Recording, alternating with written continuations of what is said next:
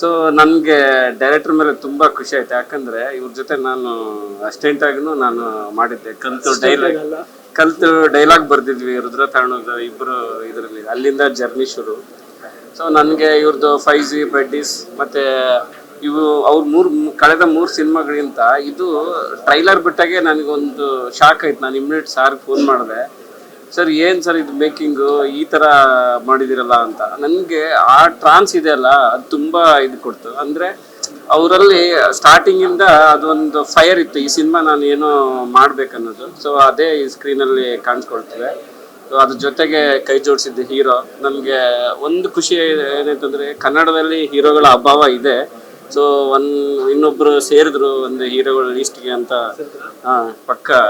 ಯಾಕಂದರೆ ಒಂದು ಸೀನಲ್ಲಿ ಅಮ್ಮ ಅದು ಆಡಿಷನ್ ಸೀನಲ್ಲಿ ಒಂದು ಕಣ್ಣಲ್ಲಿ ಅದು ತುಂಬ ನನಗೂ ಎಮೋಷ್ನಲ್ ಆಗ್ತದೆ ಅದು.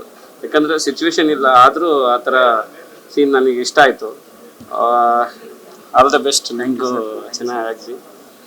ಮತ್ತು ಪ್ರೊಡ್ಯೂಸರು, ಸಿನಿಮಾಟೋಗ್ರಫರು ತುಂಬ ಅಂದರೆ ಪ್ರತಿಯೊಂದು ಹಂತದಲ್ಲೂ ಎಲ್ಲರೂ ಶ್ರಮ ವಹಿಸಿ ಮಾಡಿದ್ದಾರೆ. ಇದು ನಮಗೂ ಟ್ರೈಲರ್ ನೋಡಿದಾಗ ಸ್ವಲ್ಪ ಮಾಸ್ ಸಿನಿಮಾ ಅಂದ್ಕೊಂಡು ಇಲ್ಲಿ ನೋಡಿದ್ಮೇಲೆ ಲವ್ ಸ್ಟೋರಿ ಇದೆ, ಫ್ಯಾಮಿಲಿ ಡ್ರಾಮಾ ಇದೆ. ಸೊ ಎಲ್ಲರೂ ಫ್ಯಾಮಿಲಿ ಅಂದರೆ ಮಕ್ಕಳು ಸಮೇತ ನೋಡುವಂಥದ್ದು ಸಿನಿಮಾ. ಸೊ ಆ್ಯಕ್ಷನ್ ಎಂಟರ್ಟೈನ್ಮೆಂಟ್ ಪ್ಯಾಕ್ ಸಿನಿಮಾ. ಎಲ್ಲರೂ ಸಪೋರ್ಟ್ ಮಾಡಿ. ಯಾಕಂದರೆ ಕನ್ನಡ ಸಿನಿಮಾ ಚೆನ್ನಾಗಿ ಬರ್ತದೆ.